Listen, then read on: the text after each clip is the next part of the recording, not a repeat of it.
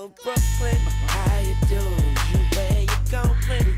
Ladies and gentlemen, welcome to another exciting edition of the Box Office Hustle. Will this be the best box office hustle ever? It is decidedly so. For May 7th, 2010. Show the intro.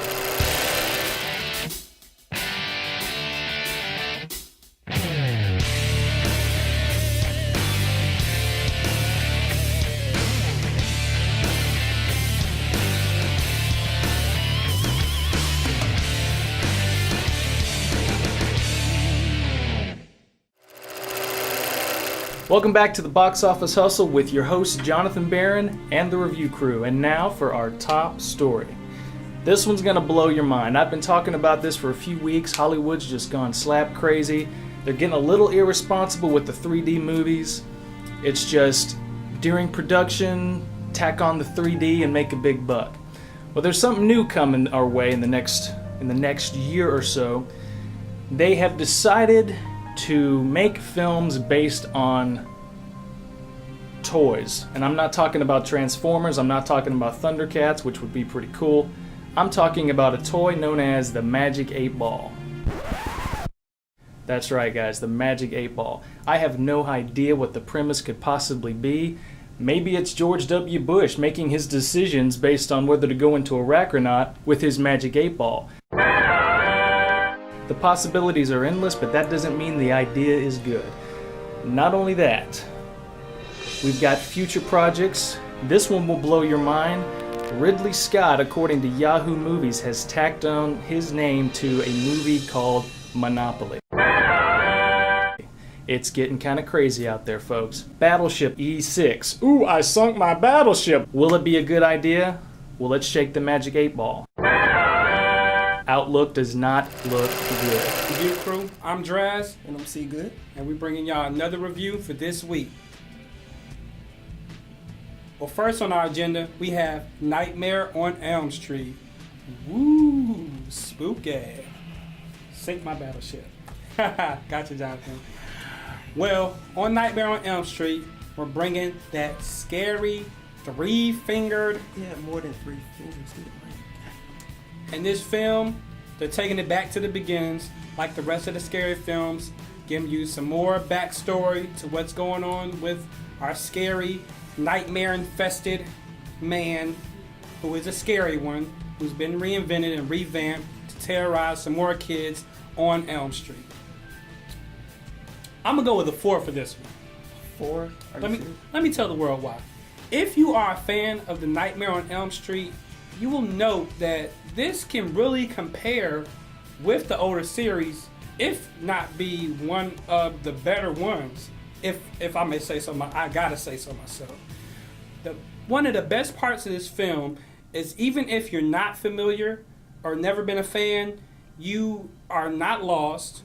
It's a pretty new cast, so it's a pretty new story, but you get the old elements and you get some more background to the story. I think this is the most important part of the film. But I mean, the film is your overall type of slasher scary film. You get the young cast who are introduced to the killer in some type of way, and you know, That's what I liked about it too. Like, you couldn't really tell who was the main character. Like, Yeah, you would spend like 30 minutes with one person and then they got killed. Yeah. But then I like how they did that. You know, they make it obvious who the main character was. Yeah.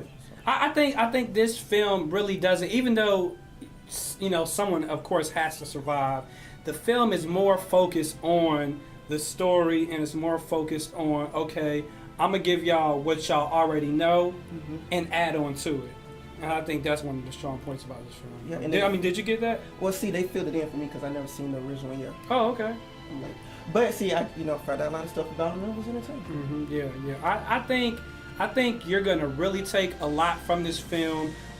It does have a lot of, surprisingly, it has a lot of the points that are scary, which are jolting. So of course, any good film, you know, needs to make you jolt a little bit, needs to make you a little bit jittery. But it's not saturated with just too much gore. It is a good story, and it has all the good elements of a good film that can actually be debatable as being a scary film. So I really take my hat off to the directors and the cast and everybody who worked with this film. I think it's a great watch, and I think y'all are really gonna appreciate it. You're probably gonna see this twice, buy it on DVD. I don't blame you. Yeah. Hey, definitely go see this one as well. All right. Well, y'all, I'm out. I'm See Good once again. And I'm Draz, and stay tuned. Next week, we will be coming back with 2 new fresh reviews, and we're giving it back to our man, Jonathan. Hey, Jonathan, get me my out-of-jail-free card and my $200. We're out of here. All right, thanks, guys. Good job as always. And now it's time for the box office hustle. Now, last week was the premiere of A Nightmare on Elm Street that made $32 million. Really above expectations. But as we know, from May 7th, Iron Man 2 is coming to theaters. This movie is going to whomp the competition, so I'm just going to go drop that number 1. Number 3, I think How to Train Your Dragon is going to remain strong. It came in number 2 at $10 million over the weekend.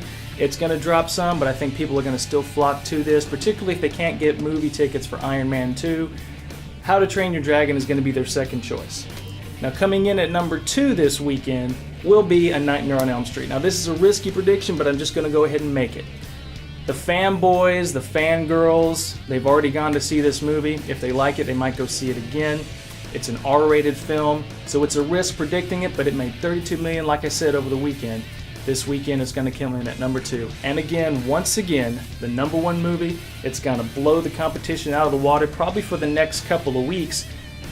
Not to mention the second week when Robin Hood comes to theaters. I think Iron Man's still going to trump that. So Iron Man 2 is your box office hustle of the week. So go get hustled. Once again, ladies and gentlemen, it's Jonathan Barron and the Review Crew saying thanks for watching, and we'll see you next week.